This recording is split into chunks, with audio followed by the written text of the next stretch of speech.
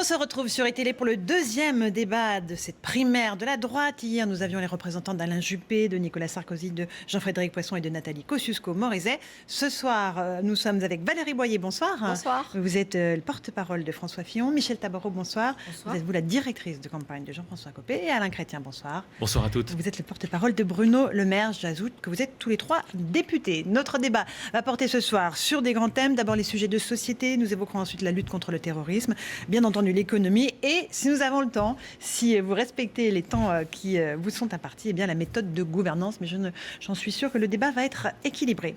On va commencer par le sujet qui fait beaucoup de bruit cette semaine. On va en parler. Je veux entendre vos critiques respectives. C'est la phrase de Nicolas Sarkozy sur nos ancêtres les Gaulois. Elle a tant fait réagir que Alain Juppé, ce soir, s'est fendu d'un tweet pour dénoncer la nullité, vous allez le voir, du débat politique. Nullité, voilà, que soulèvent certains à droite et à gauche. On débat des Gaulois. Et si on parlait d'avenir, allez, Valérie Boyer, qu'est-ce que vous pensez de ce tweet d'Alain Juppé et de ce débat ? Écoutez, moi je pense qu'effectivement c'est bizarre cette dichotomie qu'il y a entre le surcommentaire des petites phrases ou même des tweets et quand on parle de fond, il y a rarement de sujet. Donc merci beaucoup de faire cette émission, on va pouvoir aborder les sujets de fond. Moi je pense que ce qui est très important, c'est effectivement, c'est ce que propose François Fillon, c'est de faire en sorte que les Français apprennent à l'école notre récit national et qu'on arrête de criminaliser l'histoire de France. Et ça c'est ce que propose François Fillon depuis longtemps puisqu'il souhaite que justement l'histoire de France, des académiciens se penchent dessus pour qu'on puisse revenir sur tous les aspects de notre histoire de France, mais qu'on arrête de prendre nos ancêtres, qu'ils soient gaulois ou pas d'ailleurs, pour ce qu'ils ne sont pas. Ça, c'est la première chose. Ensuite, moi, je pense que c'est important d'insister sur les savoirs fondamentaux, de faire en sorte que l'école soit obligatoire à partir de 5 ans, parce que ça, c'est un facteur d'intégration, d'assimilation, et c'est ce que propose François Fillon depuis très très longtemps. Et puis... Vous ne faites pas tout le programme de François Fillon? Non, mais on distribue la parole. On parle d'histoire de France. Donc, quand on parle d'histoire et d'histoire de France, c'est bien de parler d'éducation. Et vous savez que l'éducation, ça fait partie des 3 piliers de Fillon, avec la famille, avec la sécurité. Donc, c'est essentiel. Michel Tabarot, Jean-François Copé, il est plutôt intégration ou assimilation? Écoutez, il est sur l'intégration et l'assimilation. Je pense que le débat qui a été lancé depuis quelques jours sur les Gaulois est un petit peu ce qu'on a déjà vu dans le cadre d'autres campagnes électorales avec le Karcher. Ou voilà, on essaie de jeter des sujets comme ça. C'est très bien, ça fait le buzz, mais en réalité, on ne parle pas des sujets importants, parce que bon, si on veut parler de nos ancêtres, il y a des Gaulois, mais il y en a d'autres. Il y a des gens qui ont versé du sang pour notre pays. Il ne faut pas les oublier. Et donc, notre pays est composé de tout ça. Aujourd'hui, moi, je suis beaucoup plus inquiète par ce qui se passe, très concrètement. Les problèmes d'intégration, nous le voyons. Le rejet d'un certain nombre de nos concitoyens des valeurs de la République. Regardez l'autre jour les résultats du sondage de l'Institut Montaigne qui disait que 30% des musulmans estimaient que la charia était au-dessus des lois de la République. Donc lorsqu'on voit ces sujets-là traités comme ça et vécus comme ça par un certain nombre de nos concitoyens, on se dit qu'il y a tout un travail à faire à travers un code de la laïcité, à travers des mesures, comme tu l'as rappelé, à l'école dès le plus jeune âge, en rappelant un lever des couleurs et puis apprendre la Marseillaise et savoir les bases de notre... L'école doit être le berceau des valeurs de notre République. Et tous ces sujets-là, il faut les aborder sérieusement, avec détermination, plutôt qu'en faire des sujets jetés pendant la campagne. On a un tronc commun là dans les propositions effectivement de François Fillon et de Jean-François Copé. Pour Bruno Le Maire. Oui, mais écoutez, Nicolas Sarkozy n'a pas changé. On l'a connu il y a 10 ans avec des idées fortes. C'était lui qui menait le débat en 2007. Aujourd'hui, il essaie de refaire la même chose, mais ça tombe un peu à plat, c'est de la caricature. Le débat des primaires mérite autre chose, il mérite qu'on prenne de la hauteur. Et pour Bruno Le Maire, qu'on parle de la culture française. Pas de l'identité, pas de ce qui stigmatise, pas de ce qui différencie, mais de ce qui rassemble. Une culture française qui est issue d'une multiplicité d'origines. Les Gaulois, mais aussi d'autres peuples. On ne va pas refaire l'histoire de France ce soir. Je crois qu'il faut qu'on remette la culture française au goût du jour, la langue française. On va y venir si on parle d'éducation, mais la langue française qui vient du latin, si on fait aussi un peu d'histoire. Donc pour Bruno Le Maire, la culture, elle ouvre, la culture, elle rassemble, la culture, elle tend la main, et la culture française. Et derrière ça, il y a arrêter la repentance, arrêter la culpabilité. Ça fait 40 ans qu'on apprend aux jeunes Français que l'histoire de France a des mauvais côtés. le colonialisme, l'esclavagisme. Il y a aussi des gloires, les gloires de France. Il faut qu'on les apprenne, il faut qu'on ait une histoire de France qui soit équilibrée. Ça va bien plus loin que Sarkozy et les Gaulois. Sur les questions d'immigration, Madame Boyer, que propose exactement François Fillon? Est-ce qu'il a une politique extrêmement dure? Écoutez, je vais vous parler. Je voudrais revenir deux mots d'abord sur l'identité. Après, je vais vous parler d'immigration, si vous le permettez. Effectivement, je pense qu'on n'a pas à se préoccuper de savoir si l'identité elle est heureuse ou malheureuse. Je pense que vraiment, en tout cas, c'est ce que propose François Fillon.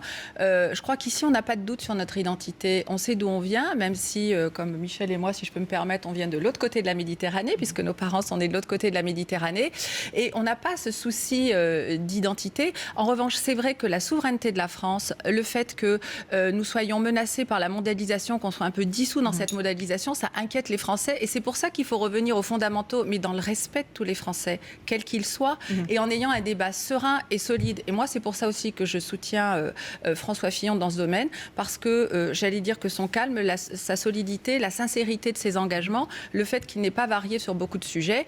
Puisque vous parliez d'immigration, c'est quand même le premier à avoir proposé des quotas votés par l'Assemblée nationale pour que les choses soient bien clair, qui est aussi très clair sur le fait qu'on respecte ou pas la France. Si on ne la respecte pas, il n'y a pas de nationalité française. Sur le regroupement, François Fillon était sur une ligne plutôt identitaire et n'a pas réussi à imposer ses choix pendant le quinquennat de Nicolas Sarkozy. Donc c'est là aussi que ces propositions atteignent leurs limites.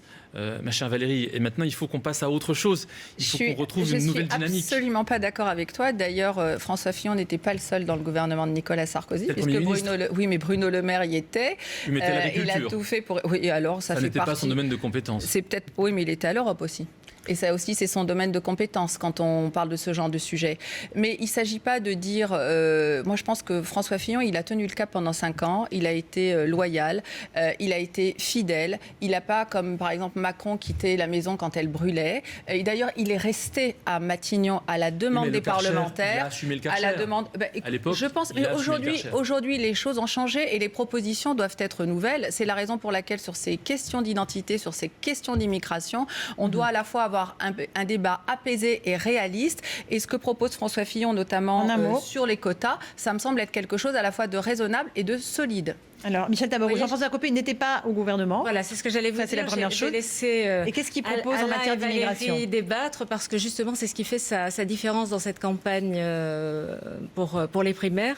C'est qu'à la différence des autres, il n'a pas un bilan à présenter comme ministre, comme Premier ministre ou comme président de la République. Patron du groupe majoritaire à l'Assemblée nationale. Oui, je te rappelle, Alain, mais c'est vrai que tu n'étais pas présent, que nous avons mis en place la coproduction législative. Donc il est aussi co-responsable.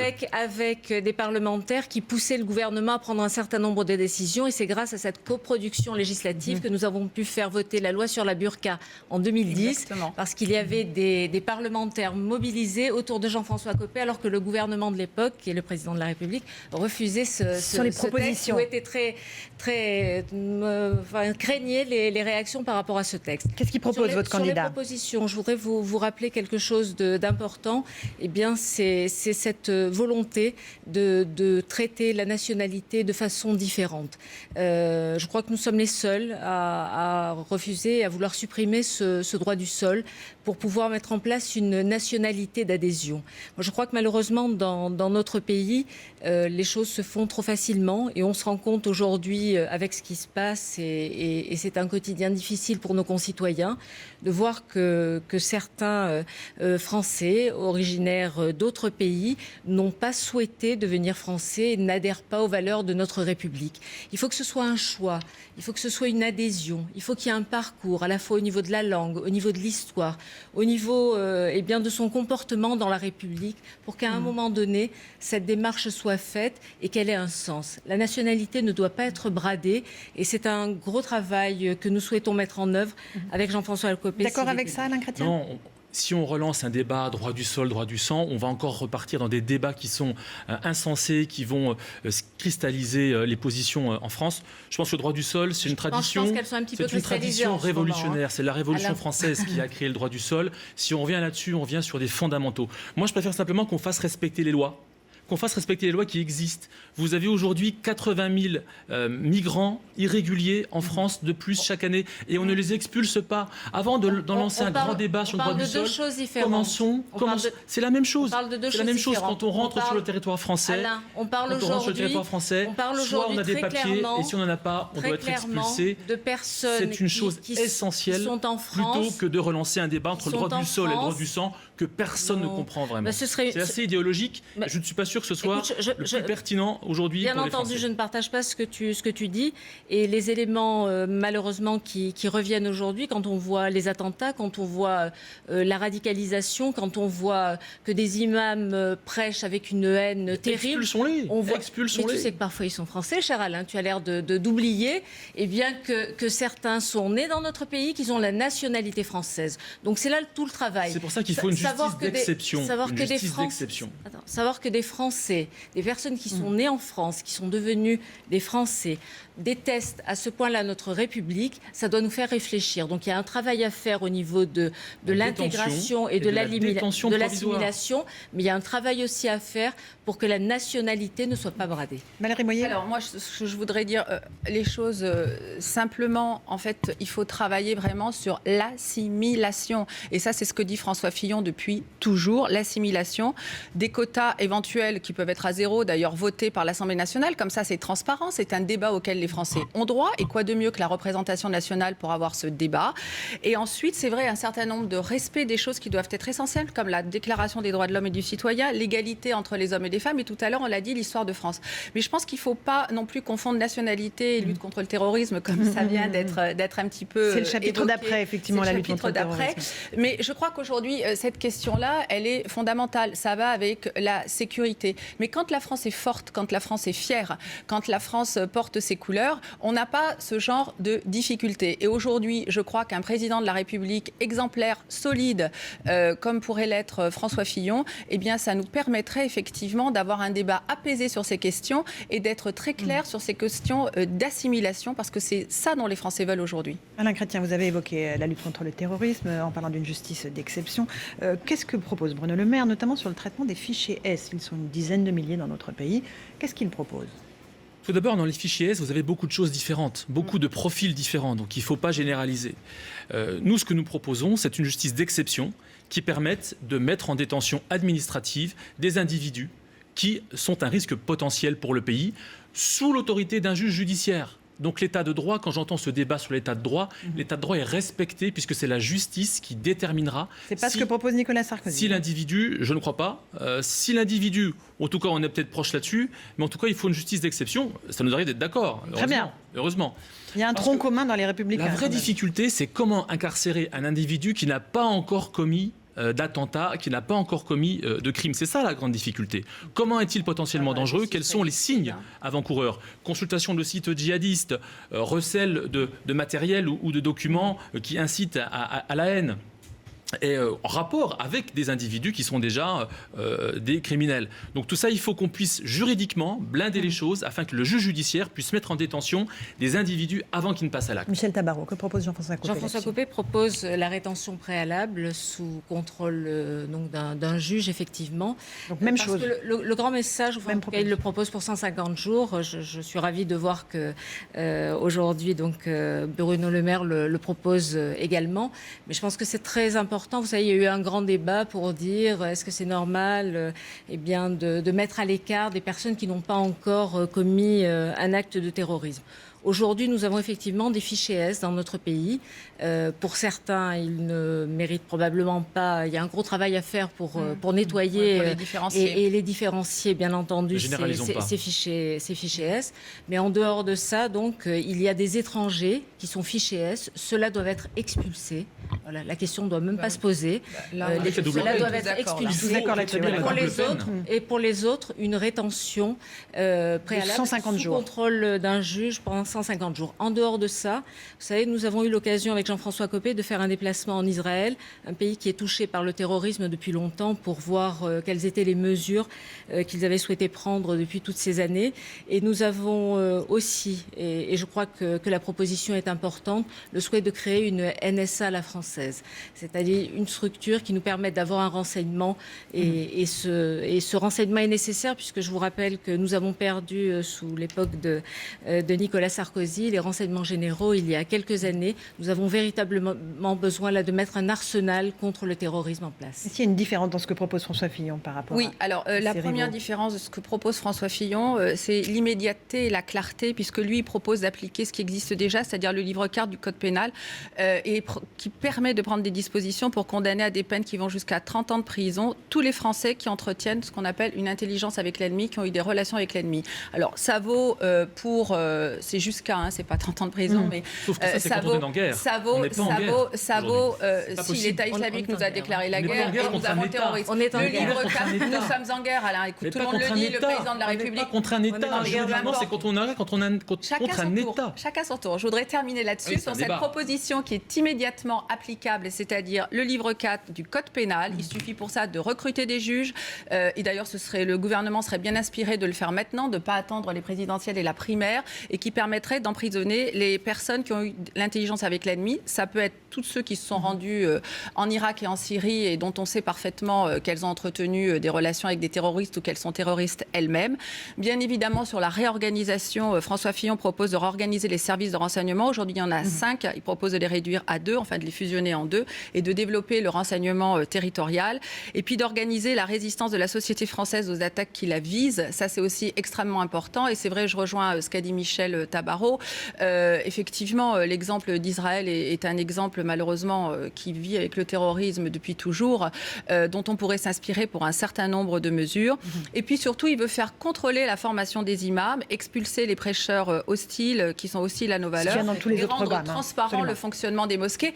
Mais surtout, la première chose, j'allais y venir, parce que c'est le seul aujourd'hui. Et en tout cas, ça a été le premier à dire qu'il fallait revoir nos relations, qu'il fallait dire à l'Arabie Saoudite, au Qatar et au Koweït, c'est lui qui le premier a le dit. Et j'ajoute, si vous me le permettez, que c'est le seul homme politique qui se présente à la primaire, qui a traversé l'Irak de fond en comble pour aller porter son aide aux chrétiens d'Orient, en Irak et en Syrie. Bon, non seulement ça démontre sa volonté, ses convictions et son courage, mais surtout sa volonté de se rendre sur le terrain pour voir ce qu'il en est aujourd'hui. Mais moi, j'insiste, la première chose, revoir nos relations diplomatiques. Une quinzaine de minutes. Il y en a tout le volet économie à traiter et la méthode de gouvernance. En un mot, Michel Tabarot, pour qu'un des éléments aussi que Jean-François Copé évoque et donc qui est une grande ambition de notre projet, c'est de proposer un plan Marshall. Tu as évoqué la situation du pays. Nous considérons que le pays est en guerre. Il est en guerre à l'extérieur avec nos militaires qui se battent. Et Jean-François Copé était au Mali et a été voir nos armées. Mais très concrètement, dans le pays, nous l'avons vu. Donc ce plan Marshall pour la sécurité, c'est 50 000 recrutements. Ce sera l'effort très important des recrutements qui seront réalisés à la fois au niveau de la police, de la justice, de la gendarmerie, des gardiens de prison qui subissent au quotidien. Allez, on va passer à l'économie. Il nous reste un gros volet économique à traiter. Je suis sûre que vos candidats ont beaucoup de propositions. On va commencer par la fiscalité. Est-ce qu'il faut un choc fiscal dès l'été 2017 en cas d'alternance et d'arrivée de la droite au pouvoir? Bruno Le Maire. Non, Alain Chrétien pour Bruno Le Maire. Non, il y a un choc. Vous savez, on entend beaucoup parler de choc. Enfin, c'est un peu pareil. Non, ce que nous souhaitons, nous, c'est la baisse des impôts pour tous. D'autres candidats souhaitent des baisses d'impôts sur leurs revenus ou des baisses plus ciblées. Nous souhaitons la baisse d'impôts pour tous. Et le seul impôt qui nous frappe tous, indolore, insidieux, c'est la CSG. La CSG, qui, je vous rappelle, rapporte plus que l'impôt sur le revenu, quasiment 90 milliards d'euros. Donc Bruno Le Maire propose une baisse dans le semestre qui suivra l'élection de la CSG de 7,5 à 6%. C'est une économie de près de 1 000 euros par foyer dès l'année 2017. C'est une économie qui va profiter à l'ensemble des Français et pas simplement à ceux qui payent l'impôt sur le revenu, puisque je vous rappelle que seule la moitié des foyers fiscaux français payent l'impôt sur le revenu. Avec cette baisse d'impôt, ce sera une baisse d'impôt qui profitera à tous. Le deuxième élément, c'est de transformer le fameux CICE, cette usine à gaz très compliquée à mettre en place, par une simple baisse de charges, ce qui aurait dû être fait dès le départ. Qui permettra de créer des emplois ? Bien sûr, puisque ces 25 milliards qui vont être donnés aux entreprises, en termes de compétitivité, c'est essentiel. Donc, plutôt que de faire des dossiers, vous savez, les PME, les TPE, elles n'ont pas le temps de faire ce dossier de CICE. Elles, ce qu'elles préfèrent, c'est une baisse de charges. C'est rapide, c'est simple, c'est direct. Baisse de la CSG, Michel Tabarot, que propose Jean-François Copé. Jean-François Copé a proposé donc un choc fiscal de 50 milliards d'euros, à la fois 35 milliards sur les entreprises, sur les charges, sur l'impôt de société et 15 milliards sur les ménages.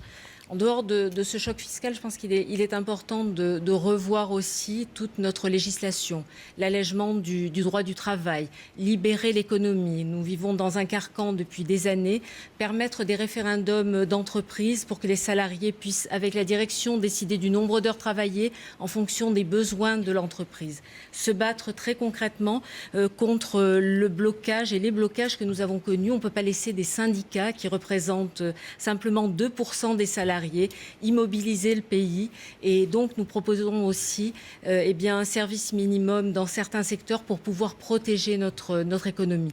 Donc je pense qu'il est important que sur le plan de l'économie nous ayons cette relance, et nous proposons cette baisse pour les ménages, et Jean-François Copé a eu l'occasion de le faire lorsqu'il était ministre du budget, puisqu'il a été 2 ans ministre du budget. C'est la seule fois où on a eu baisse de la dette, baisse des charges, baisse des dépenses publiques et baisse de l'impôt.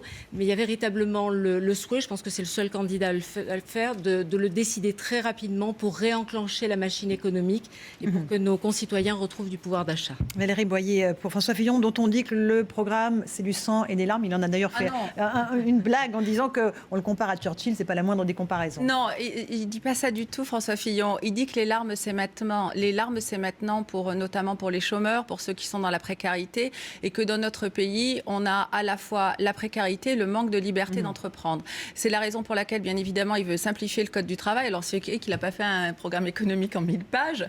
Il a fait un programme économique qui peut se résumer dans ce petit document que je vous ai apporté, qui est sympa et qui est un abécédaire où vous voyez un certain nombre de choses qui sont mises à la portée de tous nos concitoyens, avec 50 mots, dont son programme économique. Mais c'est une référence à l'énorme dossier de Bruno Le Maire. Je pense qu'il faut être crédible. C'était justement. Alors, Valérie Boyer, on va écouter les propositions de François Fillon. Je pense que la crédibilité du programme de François Fillon n'est pas remise en cause, parce que tous les observateurs s'accordent à le dire, et puis même la plupart des mesures de son programme ont d'ailleurs été pillées par ses concurrents. Mais qu'est-ce qu'il propose ? Il a été Premier ministre. Voilà. Concrètement, c'est un petit peu un handicap par rapport au programme d'aujourd'hui. C'est pas un handicap d'avoir été le Premier ministre le plus populaire de la Ve République. Premier ministre, mais qui assume un mandat qui n'a pas donné. Je revois la guerre Copé-Fillon, je revois la guerre Copé-Fillon de l'UMP d'il y a quelques mois. Tu as raté, tu vois, Valérie Boyer. François Fillon en matière de fiscalité. J'ai suivi ça de près à l'époque. S'il vous plaît. On revient au programme économique. On a eu un Premier ministre, un président de la République qui ont travaillé pour la France, et des ministres, qui se sont battus pour y rester. Voilà, et très concrètement, la gauche a gagné. Revenons on attend de nous autre chose aujourd'hui. Exactement. C'est la raison pour laquelle François Fillon propose. D'abord, François Fillon, c'est vrai, s'intéresse beaucoup aux familles, aux classes moyennes. C'est le pilier de son action. Donc, il propose 50 milliards d'euros de baisse des charges salariales et patronales, 40 pour les entreprises, 10 pour les familles. 10 pour les familles, ça veut dire tout de suite à peu près 10% de plus de pouvoir d'achat sur les salaires des familles. Il propose également une baisse de la dépense publique de 110 milliards d'euros et 2 niveaux de collectivité collectivités territoriales, mais surtout, je pense qu'il fait aussi la promotion du travail indépendant avec la création, c'est son objectif de créer une nation d'entrepreneurs et de revoir de fond en comble le RSI et d'encourager l'auto-entrepreneuriat. C'est la raison pour laquelle d'ailleurs Hervé Novelli est à ses côtés. Et bien sûr, des mesures sur le temps de travail et notamment le temps de travail dans la fonction publique, puisqu'il veut passer de 35 à 39 heures. Ça concerne 5,2 millions de fonctionnaires. De travailler 4 heures de plus sans être payé.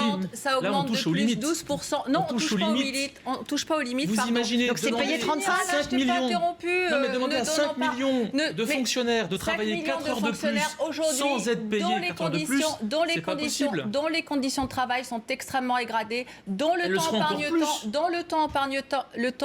compte épargne-temps n'est pas payé, ni leurs heures supplémentaires, 4 heures supplémentaires sans être payé, et surtout, je pense aussi la retraite à 65 ans, parce que ça, c'est une mesure. Ça, vous êtes tous d'accord sur ce chiffre, 65 ans. C'est une mesure économique que François Fillon avait souhaité mettre en place quand il était Premier ministre, et ça n'a pas été possible aujourd'hui. Et aujourd'hui, son objectif, c'est un plan économique réaliste, puisqu'il souhaite une politique qui permette effectivement de redonner sa souveraineté à la France, parce que tout à l'heure, on a évoqué les problèmes d'identité, mais quand on est endetté comme nous, eh bien, c'est compliqué de reconquérir notre souveraineté. Sauf et effectivement, des mesures que vous ne pourrez jamais appliquer. Alors, ça, c'est faux, parce que toutes les mesures... Écoute, je pense que François Fillon n'aurait pas été ovationné... 4 heures de plus sans les payer... Donc, elles sont, juste pour être très clair, c'est payé 35 heures, on travaille 39 et on est payé 35. C'est surtout redonner... Mais il faut qu'on soit clair là-dessus. Est-ce que François Fillon propose aux fonctionnaires de travailler 39 heures, payer 35 ? Oui, mais c'est parce qu'il faut travailler plus. C'est quand même incroyable qu'on soit dans un pays où quand on travailler plus pour gagner plus, dit Bruno Le Maire. Exactement. Non, ça c'était quelqu'un d'autre. C'est quand même incroyable qu'on soit dans un pays quand on vend du rêve, quand on vend des choses qui ne sont. Non, c'est pas un cauchemar. Le cauchemar, c'est maintenant. Le cauchemar, c'est maintenant avec des chômeurs, avec des gamins, 2 millions de gamins qui sont à l'école sans formation. Et surtout, je crois que ma chère collègue, vous pensez qu'une infirmière qui travaille 35 heures acceptera de travailler 4 heures de plus sans être payée 4 heures de plus? Elle est à 1 200 € par mois. L'infirmière aujourd'hui, il faut qu'elle soit payée plus, mais surtout que son compte épargne-temps puisse être payé, que ses conditions de travail, on l'a vu récemment avec un mouvement justement dans la fonction publique hospitalière et auprès des infirmières, où leurs conditions de travail sont tellement dégradées par les 35 heures. Il ne faut pas oublier que les 35 heures ont mis à genoux l'hôpital public. Alors, bien sûr, et qu'aujourd'hui... Encore un mot sur l'économie avant de passer à la méthode de gouvernance. Les heures supplémentaires défiscalisées, on remet ça en place, Michel Tarabaro? Les heures supplémentaires défiscalisées. Rapidement. Et on les finance comment? Et puis 10 milliards d'euros. Une liberté économique. Écoute, le financement, on l'a chiffré, nous, à la différence peut-être des autres candidats, puisque Bruno vient de préparer ses 1000 pages. François Fillon aussi l'a chiffré. Voilà, c'est même le premier à l'avoir fait. Non, je pense que Jean-François Copé, lorsqu'il a sorti son livre, a eu l'occasion de chiffrer. Ça a d'ailleurs été même souligné par des personnes qui ne l'aimaient pas forcément. Il a pris la peine de chiffrer. De gros efforts seront faits. C'est au total 47 milliards d'économies qui seront demandées à nos concitoyens, avec 27 milliards qui seront réinjectés dans des nouveaux postes. Ça n'a plus beaucoup de sens si on est 35 heures. On a des postes assez intéressants. Alain, s'il te plaît, on a des postes assez intéressants à baisser en faisant une fusion des départements et des régions, en arrêtant la fonction publique à vie et pour les nouveaux entrants, en supprimant l'aide médicale légale qui n'a pas été supprimée par le gouvernement, l'aide médicale d'État, qui n'a pas été supprimée par le gouvernement Sarkozy et Fillon. Elle a 800 millions à plus d'1 milliard en quelques années, oui. Elle n'a pas été supprimée, elle doit être supprimée. On est bien d'accord. Si nous sommes d'accord tous les trois, c'est formidable d'avoir le courage. Alors, je crois qu'il nous reste à peine 5 minutes pour parler de la méthode de gouvernance. Donc, juste en un mot, les heures supplémentaires. Ça n'a plus d'intérêt. Ça n'a plus d'intérêt si on passe à 39 heures. Nicolas Sarkozy avait dit je fais l'heure sub défiscalisée parce que je veux garder les 35 heures. Si on ne garde pas les 35 heures. Valérie Boyer pour François Fillon. Je voudrais dire que la première mesure sociale, la première mesure d'importance pour François Fillon, c'est revenir au plein emploi. fois. Aujourd'hui, c'est pas vrai qu'il promet des sangs et des larmes, c'est exactement l'inverse. Aujourd'hui, les larmes, c'est maintenant. C'est pour les chômeurs qui n'ont pas de boulot, c'est pour les enfants qui sortent sans formation. C'est la raison pour laquelle il insiste sur l'apprentissage, avec des mesures innovantes sur l'apprentissage, mais surtout sur le fait qu'on redonne confiance à l'économie, qu'il y ait une flat tax sur le capital. Ça aussi, c'est le seul à le proposer, 30%. Suppression de l'ISF, cet impôt imbécile qui nous empêche d'avoir des investisseurs. Redonner la confiance aux entrepreneurs, redonner la confiance aux entreprises. La première mesure sociale, c'est que les Français retrouvent du travail et qu'on arrête avec ce taux de chômage qui est tellement plus élevé que nos autres pays européens. Il n'y a pas de fatalité et je pense qu'on peut y arriver. Dernier chapitre, comment vous faites ça? S'il y a une alternance en 2017 et que vos candidats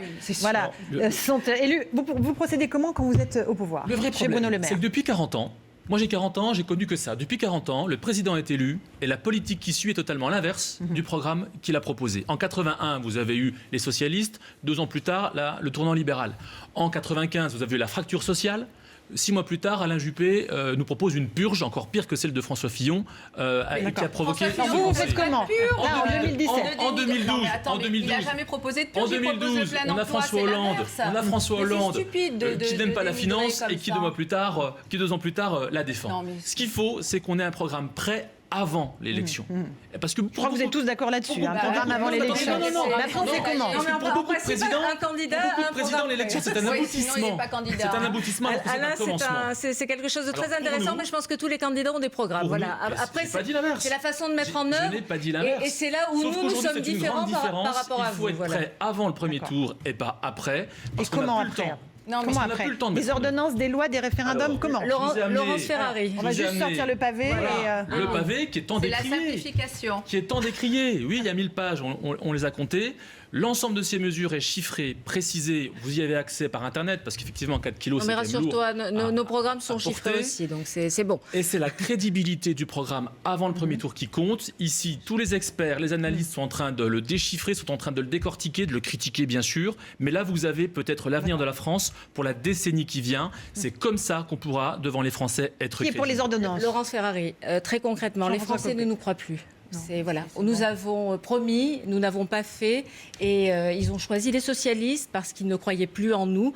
Et là, nous avons souhaité, avec Jean-François Copé, proposer autre chose. C'est la méthode de gouvernance par les ordonnances. Alors les ordonnances, c'est d'abord faire campagne sur ces ordonnances, 15 ordonnances qui nous permettraient de modifier le pays très rapidement. Donc en 2-3 mois? Cette campagne se fait jusqu'au présidentiel. Élection ensuite du Parlement, une loi d'habilitation du Parlement pour autoriser le gouvernement à modifier tous ces domaines. Et ensuite, un passage au Conseil d'État et en Conseil des ministres pour mettre en œuvre. Voilà, en quelques mois, en très peu de mois, pendant l'été, juste après l'élection présidentielle et l'élection législative, la possibilité de changer, d'avoir le courage de faire les réformes. 1 an pour agir, 4 ans pour contrôler, pour que le Parlement travaille et suive et voit bien les effets de chaque loi, mais enfin des politiques qui font des promesses et qui, lorsqu'ils arrivent au pouvoir, mettent en œuvre leurs politiques. Ils tiennent leurs promesses. Valérie Boyer pour François Fillon. Alors, moi je voudrais dire que quand on a la chance d'être le porte-parole d'un homme d'État comme François Fillon, qui incarne quand même l'honnêteté, l'exemplarité et la solidité, je crois que sa parole n'est pas démonétisée, bien au contraire, mais qu'il inspire la confiance. Et il propose, bien évidemment, de tout dire avant pour tout faire après. C'est la raison pour laquelle il a proposé son programme économique chiffré, mais tout le reste aussi, qu'il l'a mis... Je rappelle quand même qu'il a rencontré plus de 5000 entrepreneurs quand il a fait son tour de France, que ce projet, il l'a construit avec les Français, en toute transparence, depuis presque 4 ans maintenant. Sur la méthode, comment comment il s'y prend, déjà, tout est décrit dans son programme depuis très longtemps. D'abord, il souhaite ouvrir son gouvernement, un gouvernement resserré à la société civile, parce qu'il a compris qu'il fallait du son neuf et qu'il fallait être à l'écoute. Non, pas d'ouverture. Voilà. Fais-nous plaisir. Pas d'ouverture, on est bien d'accord. Mais à la société civile et aux compétences. C'est moi qui étais à la droite populaire, je ne vais pas te dire l'inverse. Et aux compétences. Et c'est la raison pour laquelle il s'est entouré d'experts, d'ailleurs. Et quand moi, je suis porte-parole, mais quand on présente son programme, ces experts... Mais il fait des lois, il fait quoi? Alors, il propose notamment pour que ça aille vite, bien évidemment, et je pense que là, tout le monde est d'accord, pour que ça aille vite, que le Parlement siège non-stop pendant tout l'été afin de mettre en place ces réformes économiques, parce que tout est prêt déjà. Je veux dire, son programme, il est solide, son programme, il est connu, il est chiffré, et j'espère que quand, comme je le crois, il sera au deuxième tour de ces primaires, eh bien, on pourra avancer là-dessus. Mais ce que je voudrais dire aussi, c'est vraiment un mode de gouvernance différent, puisqu'il veut s'appuyer sur les compétences et pas sur les accords politiques, avec des personnes dont il donnera les noms dès après avoir gagné la primaire, pour que son gouvernement soit déjà en ordre de marche et que les propositions puissent déjà être faites, parce que l'alternance, je crois que ça ne fait un doute pour personne. Est-ce que la classe politique peut changer aussi? Nous proposons un référendum au deuxième tour des législatives, parce qu'on peut demander aux Français de changer si nous-mêmes nous changeons. Donc Bruno Le Maire propose un référendum. Pour les législatives et un référendum. Au deuxième tour des législatives, le 18 juin 2017, vous aurez un référendum, le référendum du renouveau, qui baissera le nombre de députés, qui baissera le nombre de sénateurs, qui interdira le cumul dans le temps, qui obligera les hauts fonctionnaires à démissionner de la fonction publique s'ils partent en politique, et qui obligeront aussi les candidats à donner un casier judiciaire pour montrer que la classe politique est prête à changer. Ne demandons pas aux Français de changer si nous ne changeons pas nous-mêmes. Un dernier mot, on approche de la fin de l'émission. Ce référendum, tu es obligé de faire le débat avec l'Assemblée qui existe aujourd'hui, c'est-à-dire avec une Assemblée de gauche. Absolument. Pour le deuxième tour, je te montrerai la note relative au référendum du renouveau. On arrive au terme de l'émission. Laurence Ferrari, je vais vous demander un mot à chacun. Si nous continuons avec des lois, vous savez très bien que pour voter une loi, il faut 18 mois. Donc concrètement, si vous repartez dans le même système, nous aurons ce qui s'est passé pendant des années et qu'il faut passer par les ordonnances. On repart pas dans le débat. Je veux en un mot. 18 mois, on peut aller très vite en faisant en sorte que le Parlement siège. Valérie Boyer, quel est le slogan de François Fillon? Ce sera le mot de la fin. Faire pour les Français. Et d'ailleurs, ça lui ressemble. C'est pas quelqu'un qui est dans l'apparence. C'est un homme qui est honnête, exemplaire, qui est extrêmement solide et qui est là pour construire. Jean-François Copé, Michel Tabarot. On ne recule plus. Voilà, on a suffisamment reculé, on a suffisamment menti à nos électeurs, on a suffisamment, de 2007 à 2012, laissé entendre que le pays allait totalement changer. Là, on sait que c'est la dernière chance de la droite pour nos concitoyens, pour notre pays. Donc, ce mot d'ordre est le mot d'ordre du maréchal Joffre au moment de la bataille de la Marne. Et c'est vraiment ce qui nous anime tous. On ne recule plus. Et Bruno Le Maire. Une France juste et fière. Ce sont deux mots importants. Et puis rassurez-vous, on débat, on n'est pas d'accord, mais au second tour de ces primaires, nous nous retrouverons tous derrière Bruno Le Maire, j'espère. L'essentiel, c'est le rassemblement. Vous pensez vraiment que la droite saura se rassembler au second tour derrière un candidat? C'est essentiel. Moi, j'ai trop souffert, trop été traumatisé par la défaite de 2012 et pardon de le rappeler, par nos luttes fratricides de ces dernières années. Je ne veux pas, je veux le rassemblement. C'est le gage de l'alternance en 2017. Mesdames, c'est bien. Donc nous t'écoutons avec plaisir aujourd'hui. Nous enregistrons ton soutien, quel que soit. Mais de toute façon, les Français ne pourraient pas comprendre que tous les républicains qui se retrouvent dans le cadre de cette primaire n'aient pas, je dirais, la noblesse de s'engager pour un combat qui sera très important contre le FN et contre la gauche. On doit cette primaire à François Fillon. C'est lui qui s'est battu pour qu'il y ait cette primaire transparente. C'est lui qui s'est battu pour qu'il y ait cette primaire honnête. Donc il est bien évident qu'on sera tous, je pense, très heureux de se retrouver derrière un homme honnête, exemplaire. Rappelons que tout le monde peut voter. On rappelle que tout le monde peut voter. C'est la fin. Tout le monde peut Merci beaucoup Valérie Boyer, Michel Tabarot, Alain Chrétien d'être venus pour ce débat.